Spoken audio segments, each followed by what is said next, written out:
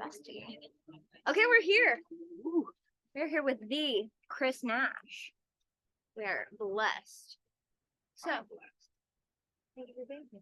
Thanks for having me. Absolutely. So, for anybody just tuning in, this is Resonant Remembering, the podcast where we talk to anyone about anything in hopes of awakening a new thought in me, you, and the listener. Sounds like a plan. Yeah. So, we kind of were talking briefly before we started recording, and you said you have a jingle stuck in your head from the internet. I do. Okay. Are we sticking with that as a topic, or do you have other things on your heart? Well, that could be like an epilogue. I'm sure the listeners already know what tune I'm referring to. You probably do. I feel like.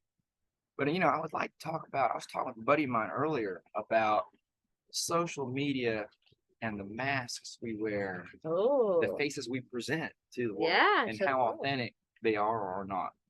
You know how people use Facebook and Instagram to, we want to present. I look at it as a platform to present your best self, or like you want to show good stuff. Right. You want to curate yourself. Right. And that's where the whole like influencing, I think, stems from. But there's a few people out there in social land that'll use the various platforms as a platform to like whine. And you have a lot of attention seekers out there, but I think you have a lot of sympathy seekers too. Yeah. And I try to be sympathetic. We've got all these emojis now. So you've got the prayer hands, which some people say it's not really prayer hands, it's more like a high five. Is that true? Or is it really like I use it as prayer hands. That's what I was thinking. But someone posted that it's high five, and we've been doing this all these years. Like that someone like your funny. Like your dog gets hit by a car, passes away at the vet, and you're just like, yeah. And we don't know what that means, but anyway, the masks we wear. Yeah. We want to present a certain side of ourselves to the world. True. And how authentic is that? To me, I like to think I'm pretty transparent. Yeah. What you see is what you get. With me.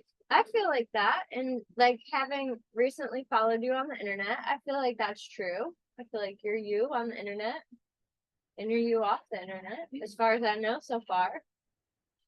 I don't know. I really like to be myself on the internet, but I have different platforms for different things. I like that you talked about, like, there's like some people that whine.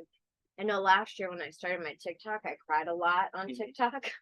No, I mean that's fine for like emotional expression and stuff. But I mean like people that kind of do it gratuitously to like, just like every little thing.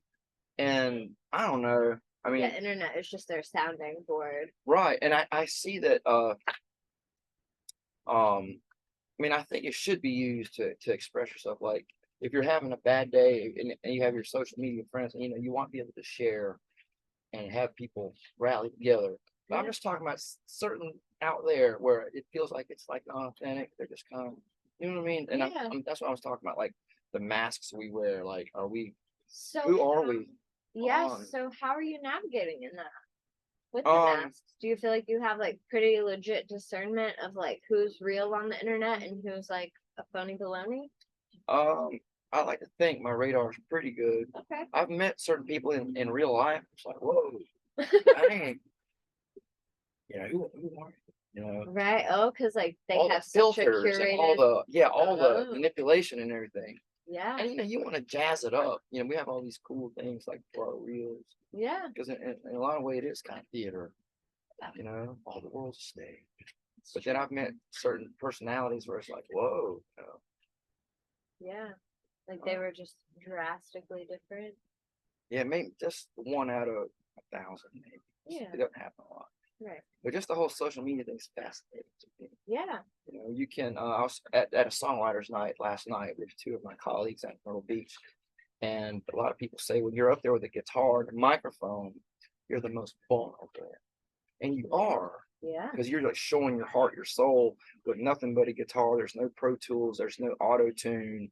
I can't be like Ashley Simpson and like when the track comes on, I can't just do a hoedown dance and blame it on my band. That was so wrong. She was like, my band started early. Threw the band under the bus. Dang, Ashley. No judgment though. She's on a higher level than I am. I ain't doing SNL. Yeah. But when you're up there, we were saying that you're vulnerable when you're up there naked on stage, but really that can be a place to hide because our guitar or microphone can be a mask. And that kind of ties into my whole thing about the masks we wear. Yeah. Halloween. Why do we have masks to disguise ourselves? Yeah. What are your thoughts? Like most people that I would like to think are authentic. Yeah, I think in my world, I don't know that many fake people, but I think that's because I'm not a very fake people. And authenticity usually scares off fakeness. Right. And that's what I would like to think, that the people I surround myself with are all like the real deal. Because, we attract what we put out. Yeah. And all that. So, absolutely. But, when I'm like going outside my box, I'm looking at just kind of browsing and seeing like other entities out there. And I just see like weird stuff, makes me wonder like how real people are. I don't know, like with like a lot of musicians, we are playing a part. Yeah. It goes back to like the glam rock, shock rock, like in the 60s and 70s. Okay. Like, yeah, Kiss. Sure. They're all wearing the makeup. You got 4 distinct personalities, and they're larger than life. They combine glam rock with kabuki theater, like the kabuki makeup and all that, and they just created like this sensation. And Gene Simmons was the demon because he grew up listening to or like watching horror movies, Lon Chaney Jr., like the Wolfman, Dracula, Frankenstein. He wanted to be in Godzilla. He wanted to be like a superhero kind of monster. Paul Stanley was the star child. He was the lover, the romantic, like the Rudolph Valentino guy, the lover. And you had Ace Frehley. He was the spaceman. He was the guy whose head was in the clouds, the kind of spaced out rock star. Yeah. And Peter Criss, the drummer, was the cat man because he felt like he grew up like a tough kid, gangs there. Oh. And he had 9 lives, like a cat. That's fun. And when they had their makeup on, they were on stage in front of thousands of people, and they could walk around Brooklyn or New York City unadorned, and no one would know who they are. But now, if just Lenny Kravitz or Prince, if he was still around, would like try to walk to Macy's or whatever, or or walk down. I know stars are always going down Rodeo Drive in Hollywood. So I went to Hollywood once, went down Rodeo Drive, didn't see a single star. No. I saw somebody. I didn't see anyone. I didn't see Jennifer Aniston. I didn't see George Clooney. None of them. Nobody. I think because they hang out in a certain part of Hollywood. Maybe. I saw Jennifer Aniston once here. Oh, filming because this is this Wilmy Wood. Yeah, used to be. Hopefully, it's coming back.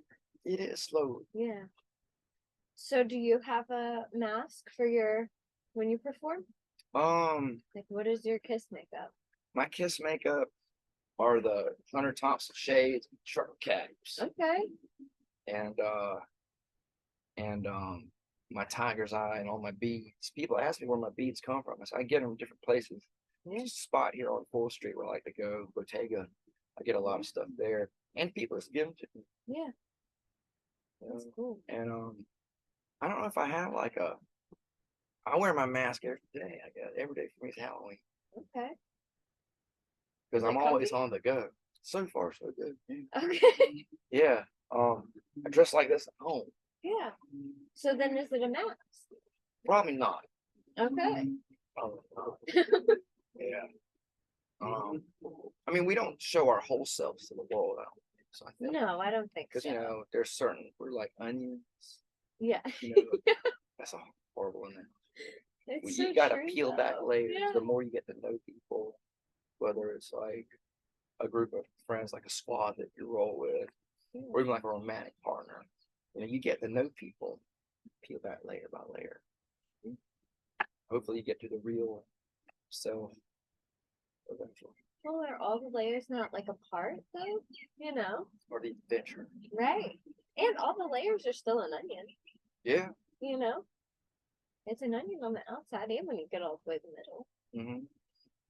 You just guess it's more. You get to know more. Yeah.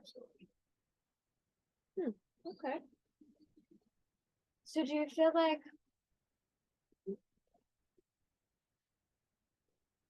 I don't know, like how many layers deep do you think you go with the world? Huh.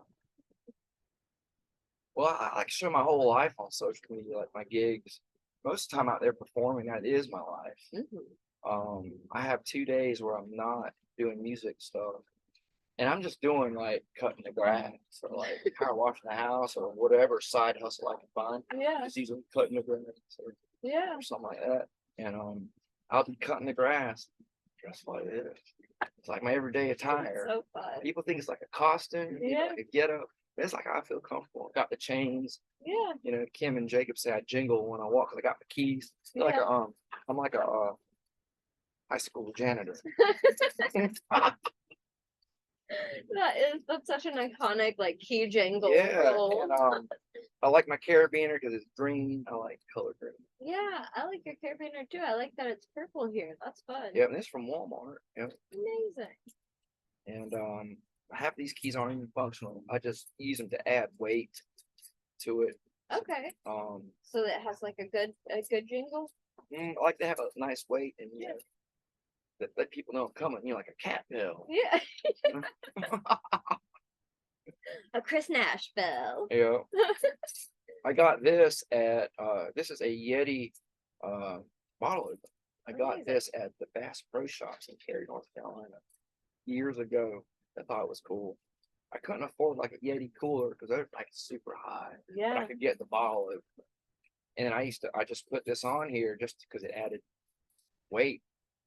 And then when I used to teach, I was adjunct professor at East Carolina for a couple of years, and I would just have this with me all the time. Students be like, "Why do you have a Yeti bottle opener on your keys?" I'm like, "Why? You might want to open a bottle." Yeah. You're just ready. And I was teaching East Carolina. It was a big party school. Yeah. You would think they wouldn't question it. Right. They would understand. Oh, might have been transplants asked me that question. Oh no. People not from here. That's really funny. So, okay. What I'm trying to think like how do you feel complete? Have we covered masks? Because I feel like there's like it's just a thought I just want to kind of get out there. I'm not really looking for an answer because it's so complex an issue that there isn't any one answer. Well, yeah, and what's the issue that you're saying? Or like what's the just kind of phenomena, I guess? Oh, well, just like an interesting observation. Yeah. More, it's not a judgment call, or it's not like me calling out anyone or anybody or anything like that. Just something, you know, when you're an observer of the world, I feel like I'm a watcher. Yeah.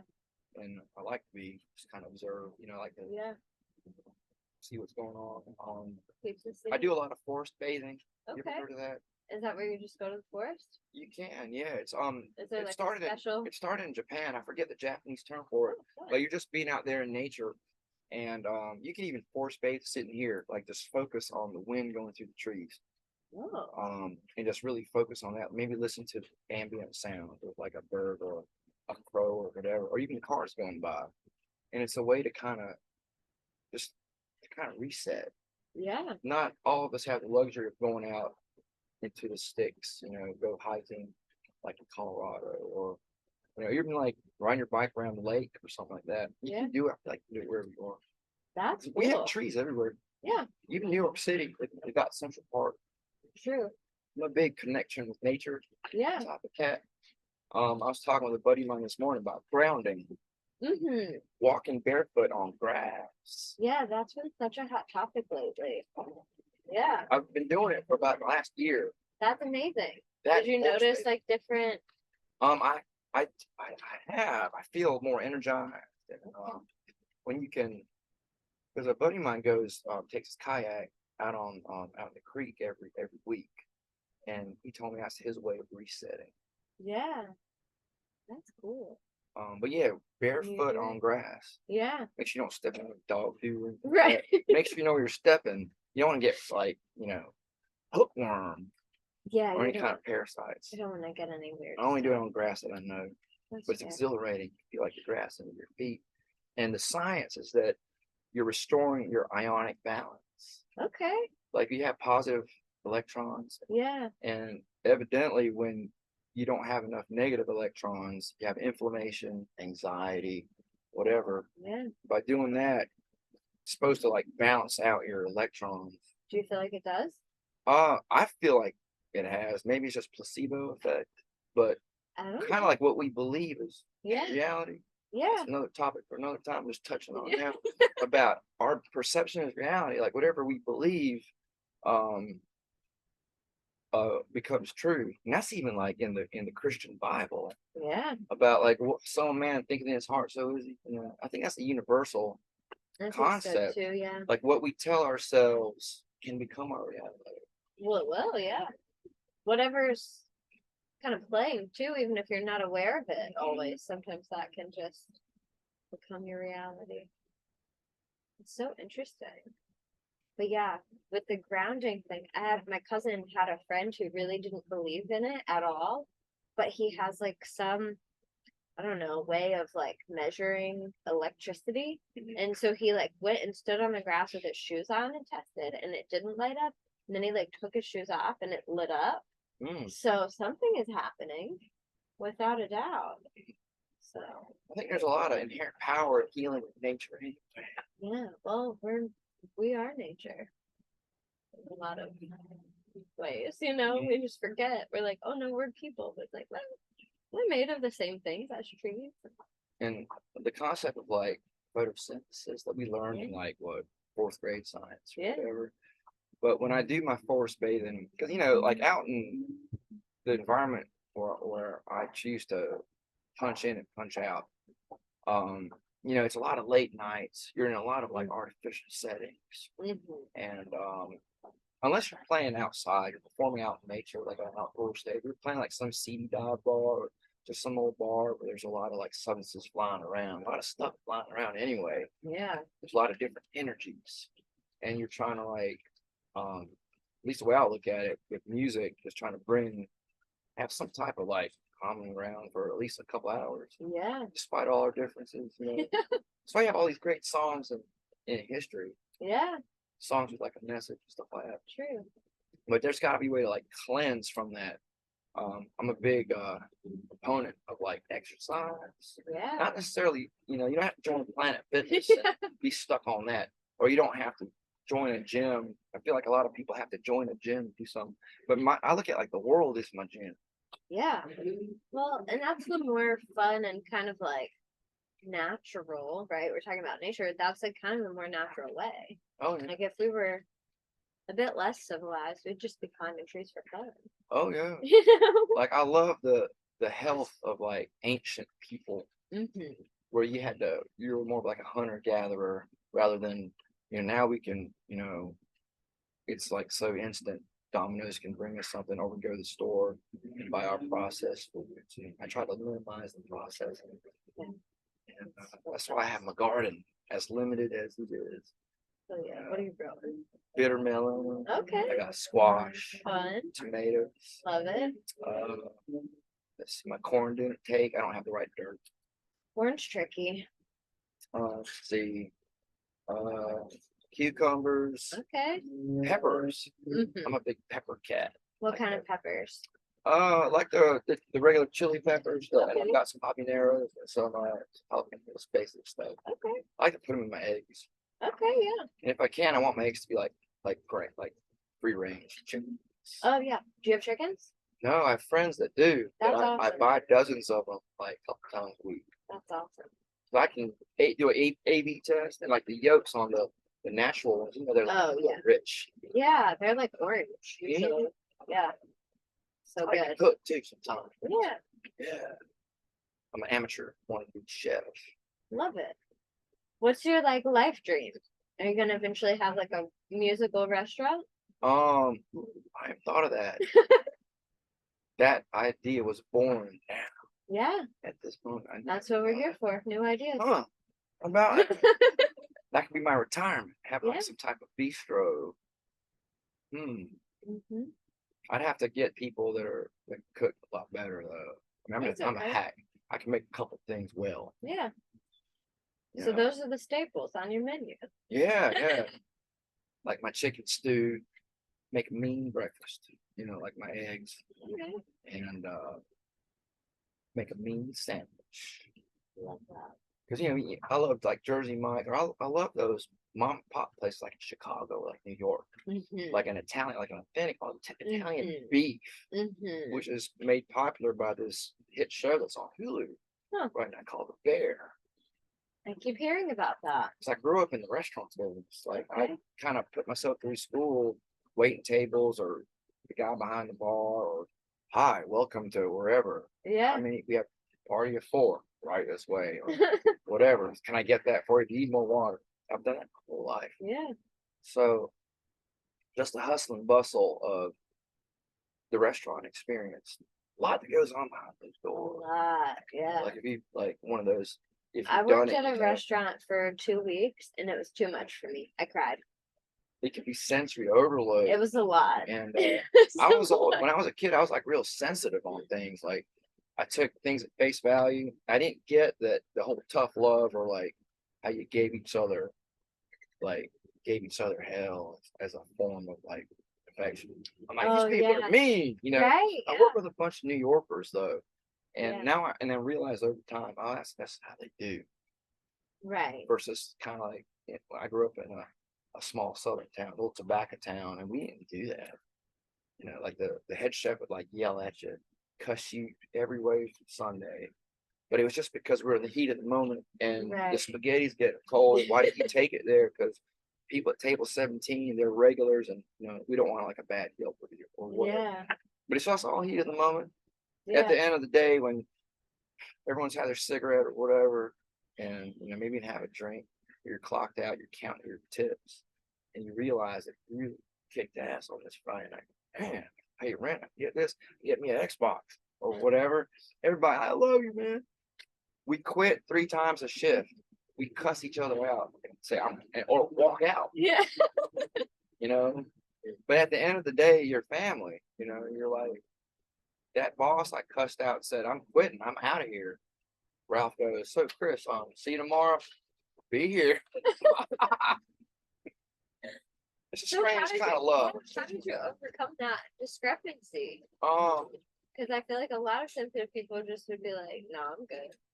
I don't need to get yelled at every day. Well, there's a part of me that was always like a glutton for punishment. Yes. Okay. But the getting was good. And, my mom always taught me not to quit. Yeah. So I just kept going back. And then I realized, that's how they do. I mean, these were Italian guys from like Brooklyn. Yeah. To come to North Carolina to like start an eatery. And I was like real wet behind the ears from like Whiteville, North Carolina. Moved to Raleigh, which to me was like a huge metropolis. Yeah. Well, yeah, that was long ago. So you just stuck it out. And then I got into like the music thing, and that's like intertwined with like restaurants and bars. Yeah. Even though I was up on stage doing the entertaining, I could see what's going on. I could see the poor new waitress getting quadruple sat. It's her first Friday because the hostess is like not really paying attention or whatever. I could hear the cooks losing their minds, threatening to kill the wait staff. I see wait staff leaving, going out for a smoke, never coming back. Oh no. I see that on the regular. And I'm over here going, wasted away again in Margaritaville. Searching for my lost shaker of salt. I'm like, by the way, take 4 into the water. That's incredible. That's training from my musical bistro, which she just planted in my mind today. Yeah. It sounds like you would be great at all of it. And I already know who to hire because like all my friends are artists and musicians. It's like when you guys get tired of doing the thing, you want but you're going from one hustle to a harder hustle. It's like the restaurant's even worse sometimes.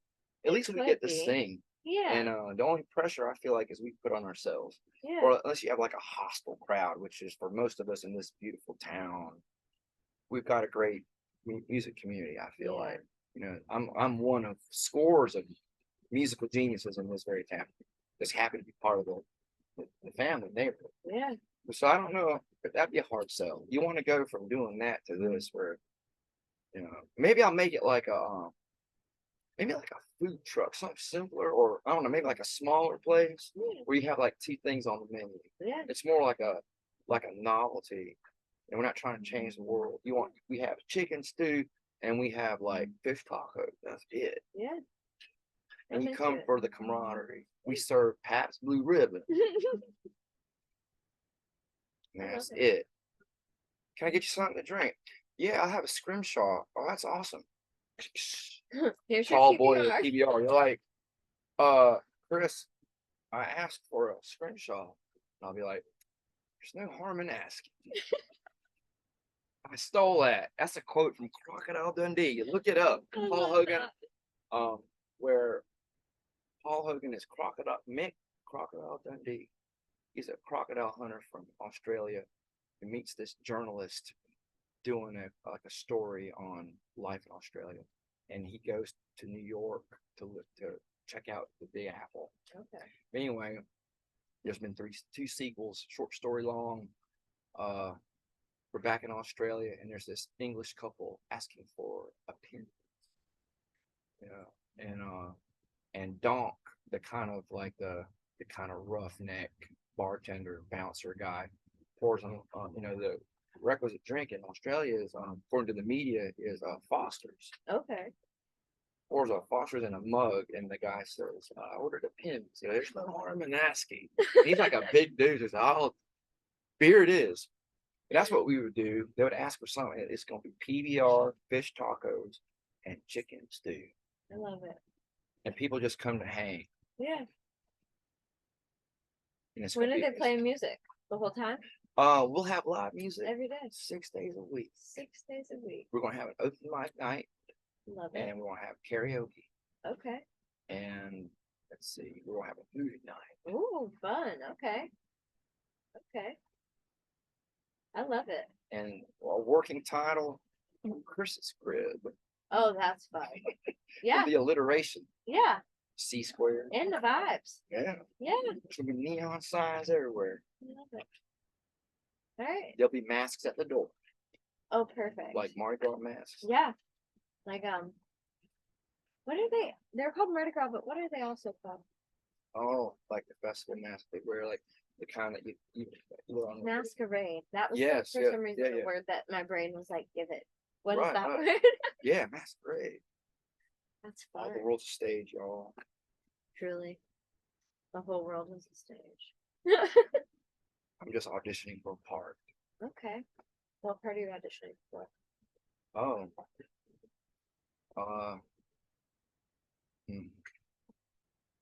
In this sitcom of a restaurant, I'm auditioning for a part as a chef. Okay. Or line cook. Okay. Chef's got too much pressure. Okay. Yeah. I just want to be the guy that cuts stuff up. Okay. Pretty handy with a knife. Yeah. Good friend of mine makes knives for a living. That's cool. You know, Jeff. Oh yeah. Fortune Foundry. Check him out. Love it. Check him out. Look for Jeff. Yeah. Okay. So you're the line guy. Is that what the line cook does? I don't know. Or prep cook, like or someplace called sous chef, where you you prepare. Like I just love watching these cooking shows where they're like cutting up celery real fast. Oh yeah. And there's a certain technique, It's really satisfying to watch. Yeah, I've cut myself a bunch of times. Oh. Which is dangerous for a guy that plays music. True. Yeah. Maybe we should get some like cutting gloves. Yeah. Yeah. But for the fancy knife work. Some of those pros are just super fast. You have to be because you've got all these dishes to prepare. Yeah. Hundreds of times a night. Wonder if they have like chopping carpal tunnel. You know, oh, there's like there's always injuries. Right. For every line of work. Like guys at like Chinese restaurants, they've got these huge like wok pans, and they're always going like this all the time. Mm-hmm. I used to work with this Dominican cat named Tomas, and he was a real skinny guy, like skinnier than even I am, but he had these huge Popeye forearms. Oh, was it from? It was from that. I'm like, Tomas, I mean, you must lift weights or something, but your forearms are huge, but everything else is slim. He goes, oh no, man, we're cooking for that. He says, I'm like this. Of course, he said some other stuff too. I'm sure, yeah. We won't go there because PG. Chris Nash ought to keep PG. But he's like, yeah, I'm like this, man, and he said, you want to arm wrestle? I'm like, all right. So here I am, 22 years old, Raleigh, North Carolina, like wet behind the ears, going to arm wrestle the chef at an Italian eatery in Raleigh. This dude was straight Dominican, man. And I thought I was pretty strong in those days. I think I'm still pretty strong in but especially back then. And I'm like, all right, how hard this can be. Boom, just put me down like I was an infant. Like an infant. So I want a rematch after, got feeling my hand back. Right. Tried him again in front of everybody. Boom. The third time. I remember this movie with Sylvester Stallone. Okay. Called Over the Top. It's about a truck driver that arm wrestles. Okay. Can you imagine that? But I even got my hat put it backwards to try to do the switch like he did, try to I want to get high up on the hand. Oh yeah. You can get control of the thumb. You get it's all leverage. That's what they really, say, yeah. leverage. And still Tomato, boom. So I'm like this, man. I'm like this, Bobby. And he said other stuff too. Of course. Like just kind of strutting his manhood. Yeah. But it was from short story long. It was from doing that all day. That's with amazing. These heavy like sauteing stuff. Yeah. Hang on one sec. I need to grab the charger. I don't want to. Oh, I see the low battery. Yeah. Since we're recording and there are no edits, so how can I entertain y'all while Sam gets her power pack? True transparency. I'm hosting open mic every Thursday. Forgot my microphone. Right. I'm like wondering. I think So- it's like 4:20. And So they close at 6, so we have plenty of time. But we kick off Amazing. at 6. true. So yeah. All right. I think we have to Let me get you relocate. maybe I've got this. Oh, I was a Boy Scout for a man, little with the while. plan. We love to see it. We were always taught to always be prepared. Boom. Beautiful. Back. Thank you. We are back in action. America. America. Yeah. Okay. It's kind of like being on a talk show too. Yeah. Yeah. I mean, it is kind of, and It is. our That's setup today it's is the very talk show of the future. it's giving talk show Because vibes. that way, because talk shows historically were like late night. Your mom says go to bed at 9. Oh, Just yeah, want to yeah. stay up late and watch like Jimmy Fallon. Whoever, Jimmy Kimmel. Everybody, who was it originally? Jay Leno. It's Jay Leno, and he took over from a legend in comedy, Johnny Carson. Yeah.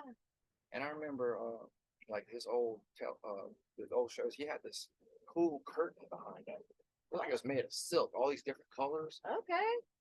Man, that's like psychedelic. That's And cool. and the humor was much different. Oh yeah, without a doubt. Yeah, I think about that a lot lately. Because speaking, we'll full circle it and Alright. we'll find a conclusion. But masking on the internet and people in their masks, right? I feel like I consume a lot of internet. Like I watch people on YouTube, like bloggers and stuff like that. And I feel like a lot of people now are getting canceled because of like things that they've done in the past that they thought was funny. All right. And what I keep thinking of is like when I was younger, and I'm sure when you were younger, the humor was totally different. And so like we're kind of like coming into this strange moment where like people have been being themselves on the internet and now people are like going backwards in time to be like, All right. oh hey, I didn't like that version of you. Oh. Yeah. Cancel culture. That's a real thing. Cancel culture is wild. And when the collective whole decides that someone is done, and but people, I wish more people thought for themselves. But Me we're too. influenced by what we consume, and a lot of times I feel like it's like most people don't even have a dog in that fight. If you want to look at that paradigm, it's like you're in there, and unless like me, I know what social media is, and I use it in the best way I can. Right. And I try not to get, or I don't think I have to get caught in trappings. So people like, they got law firms now telling parents, if your child's whatever 12 to 14 and they attempted suicide because of an Instagram or something like that, you may have a case. And I'm thinking, what is this world coming to where lawyers are cashing in on families whose children tried to cut themselves or kill themselves because of being bullied on Instagram or whatever. Yeah. That's another subtopic for another time. Yeah. Cyberbullying. Oh yeah, that's like a big thing. Luckily, I missed it. I was ahead of it.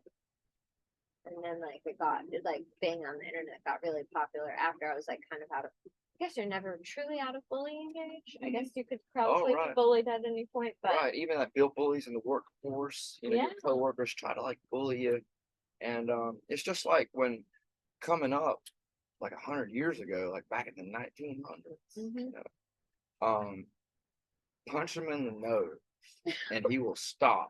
I did that in kindergarten. I punched him in the jaw. This third grader kept giving me hell every day, pushing me around, calling me all these names and everything. And one day I had enough. I was 5 years old. My dad like taught me how to box. And you know, we'd like play around with the pads and stuff. Yeah. So I had decent hands for like a kindergarten kid. And one day I just like something just snapped. I just jumped. He was a third grader, like a foot, like a head, 2 heads taller than I was. Yeah. I was looked at him, you know, today is not the day. So I jumped up, boom, hit him with this uppercut my dad taught me. And he cried and ran to the teacher. I'm just like, whoa. He was wearing this mask of toughness. Yeah. You know what they say? Bullies really are cowards. Yeah. Because if you're going to pick on someone who is smaller than you or someone that you know that you are superior to physically, if you're going to pick on them, then you know a problem. Yeah. You know, the whole saying, pick on someone your own size. Most people won't. No. They want like a victim. And maybe like if I did good enough where I can be invited back, we can talk about that, about my whole concept on bullying and how I got like martial arts and stuff. Oh yeah. And how I was trained to be a warrior only to become a gardener. I'm just a gardener. But if I have to arm wrestle, put my hat like Sylvester Stallone, I can. Yeah. But for the most part, you know, I just want to grow my tomatoes and my bitter melon, eat peppers. I think that's the way to do it. Train for war and then be at peace. There's an old Japanese saying: it's better to be a warrior in a warrior in a garden than a gardener. In a war. Yep. I agree with that. But yeah, I punched him right in the jaw. Boom. Did he keep bullying you? No, after that he became my best buddy. He'd come up to like the sandbox. So hey, check it out. You want to see my new Tonka truck? And then, you know, it then became like, I'm like, well, he's not a bad guy after all. And I wish that, like in the old days, people would just kind of fist fight it out, then you're friends. Yeah. But now, people don't want to handle things like the pioneers did. No. They want to, they'll shoot you. Yeah. Like even the Independence Mall, me and my dad were shot at 2 Christmases ago. We were in the crossfire. There's these kids coming up. It's wild. And out of the corner of my eye, you know, I saw it pull out a pistol and boom, I thought I was dead. I thought I got shot. Oh no, because it was so loud and you know, so the much was entryway to the happening. mall's real echo. Yeah. But it was just, you know, 2 groups of kids having an argument or whatever. So crazy. And then they ran across the street, boom, towards J. Michael's Philly Deli, and they were in the wind. It was on the news that night. That is wild. You know, they're not going to know who did it because the kids that they questioned, they're not going to rat because there's a certain subculture of, you know, loyalty and stuff like that. Oh, interesting. But yeah. Yeah. Yeah, I feel like sometimes I think just fighting it out would really be the better option. And maybe not. You don't have to punch someone in the jaw. No. But like, because you know, the pen is mightier than the sword. Yeah. There are different ways to fight or like fighting conflict. Right. I feel like the most savage warriors in the world are the attorneys. Mm-hmm. Because in the courtroom, there's a lot of like influence there, and you can make a lot of changes, whether it's a criminal case or a civil lawsuit or whatever. Because unfortunately, a lot of the perceived power in today's world is weighted on the coin of the realm of money. I wish we just have a barter system. Me too. But you know, I guess it started from that. Yeah, and then, I mean, money is easier, right? Because like, I have flowers, but you might not want flowers. You might have squash, and I already have squash. Yeah. You know, but I agree with you. The barter system, just taking the power back, you know, and understanding that money is a tool and not a god. Mhm. Really. And what happens when hopefully not, if the grid goes bad? Well, hopefully you got something to barter. Mm-hmm. Well, I've got like some bitter melon, I got squash. I got half a dozen free-range eggs left. I don't have a whole lot to work with at the moment. That's okay. We got people around. We'll figure it out. You ever watched The Walking Dead? No, I don't really watch shows that much. Well, that's about a post-apocalyptic society. Like what happens if the grid goes down and we're like on our bikes. Well, they have like motorcycles and stuff. You never really seen them run out of gas, but that's just TV. But they're scavenging, and it's like going back to like not Stone Age, maybe a little bit above that, like Bronze Age. Okay. And they just go to abandoned buildings like houses, like here. Well, they used to film The Walking Dead here in its infancy, and they would shoot around here sometimes. They're just breaking the houses to find food or ammo or whatever. Money's worthless. Yeah. Fuel is like the big premium, which goes back to another movie series with Mel Gibson, Mad Max, like a post-nuclear or whatever, Yeah. dystopia kind of deal where gas is currency. Because they're Interesting. like riding around all these souped-up trucks, which was kind of funny. But That's an interesting priority for them. yeah, and hopefully, no one will hit that red button. Yeah. No, I think we're okay for a while. I think we're okay for a while. Yeah. Really, they should have never invented that. No. But human nature is like that.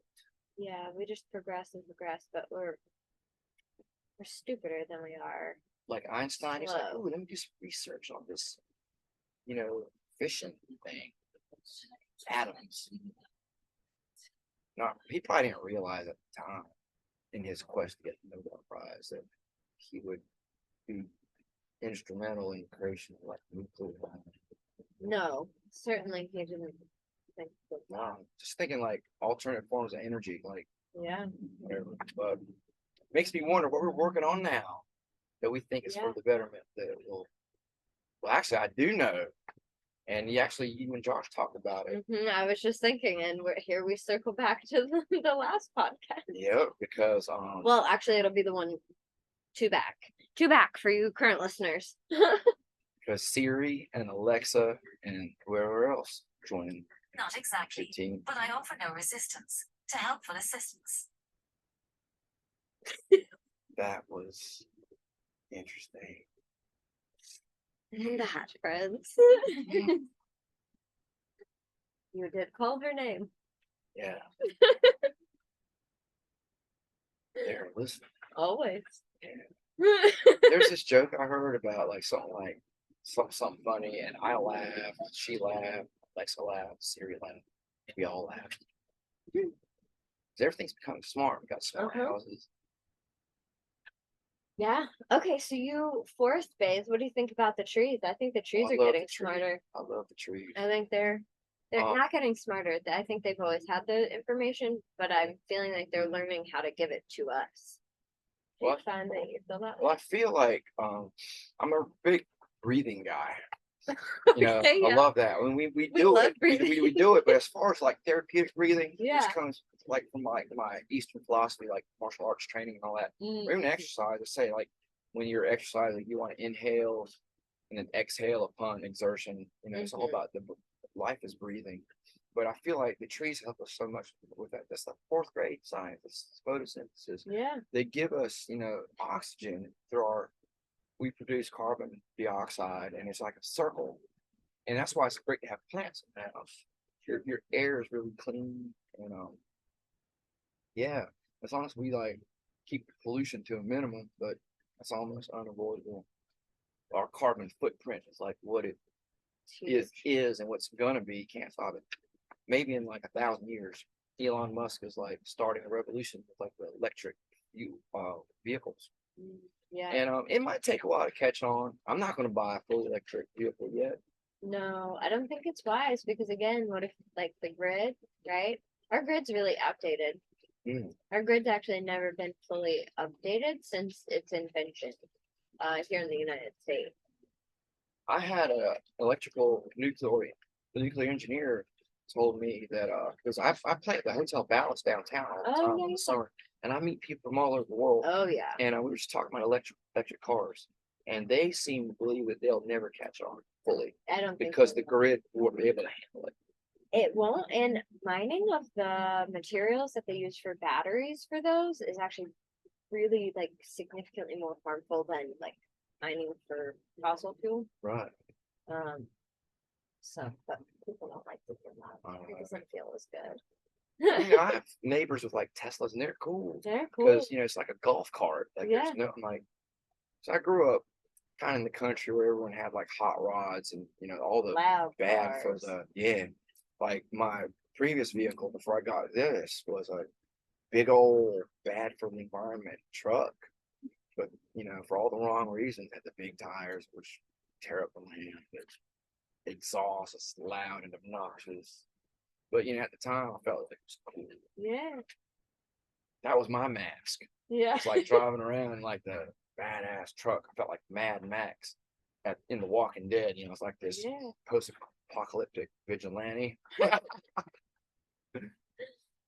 But then the gas has got to be too much. It's cost like $200 to fill up that tank. I had a 36-gallon tank. Whoa. Gas went up Huge tank. exponentially Yeah. last couple of years, especially since lockdown. And I'm like, I got to make a change. So I had to like remove that mask, and I had to suck it up and say, you're not going to be driving in the badass Batmobile tank anymore, but you're going to be putting money in your pocket. Because like when I play a gig, I'm like, well, this is this week's gas money. So I was always like going backwards. Yeah. Like breaking even barely, or even being in the hole. Yeah. So I sold it, got me this sensible hatchback, and it's badass in its own way. Yeah. Because I can park anywhere. Yeah, you can. And actually, I'm on the interstate. I can maneuver at higher speeds for longer duration than those big old trucks. Yeah. Those big trucks, you're doing like 80. I mean, go the speed limit, kids. Go on speed. If it says 70, go 70. But if for some reason you're doing 90 for whatever reason, this little Toyota can hold the road like Cadillac. Whereas my big old monster truck is like. Yeah. Yeah. Those Those big trucks they're not aerodynamic. No. I saw this meme or this thing where someone had zip tied a harmonica underneath someone's truck. I bet that was so funny. And they're saying that this was like, okay, customer complaint makes whistling noise when moving. Oh my god. And they found out that a savvy mechanic said, oh, wait a minute, looked underneath. It was underneath like the frame right there near the a place where you would never think to look, like near the transfer case on a 4-wheel drive. There's a couple of zip ties, which you would think would be for like cable, battery. But that harmonica, how funny would that be? I kind of want to do that to someone. Wait, that is a really interesting prank. I wouldn't zip tie. I'd like duct tape it. Okay. Duct tape is like not as permanent. Well, zip ties aren't either. Zip ties are pretty easy You to could- cut off. yeah. Yeah. Who can we do that to here? I don't know. We can't podcast about it though. All right. It's 4:37. Okay, cool. So, concluding thoughts. Including thoughts. We touched on Masks. masking. A lot of films. You're a movie guy. It's fun. Chris's crib. Restaurant business. Yep. Hospitality in general. Yep. Trees, breathing. Trees, breathing. Try to walk barefoot on grass. A couple Okay. minutes a day. Yeah, Talk to the trees. They're listening. they are listening. That is true. I didn't start to see them as like living, breathing, or even aware entities until real recently.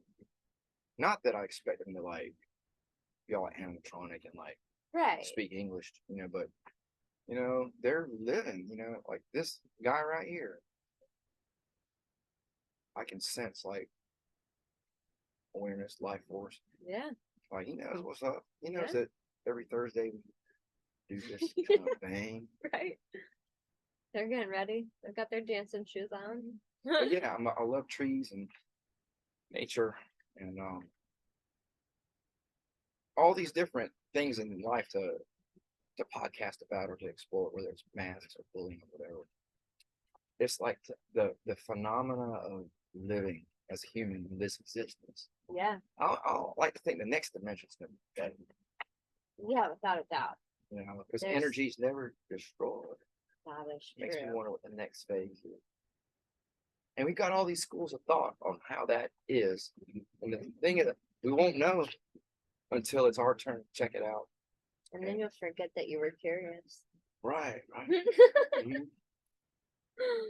Yeah, because this is just tip of the iceberg, I think. Oh yeah. Tip of the iceberg, Yeah. kids. A Drive lot the more speed. to know. Drive the speed limit. All right. Do you Thank feel you, Sam. complete? I do. Okay. Yeah, thank I you. love it. Thank you. This is amazing. We have a lot of more topics to cover. Absolutely. Yeah. All right, peeps. Thanks for being here. Lay back. Maybe.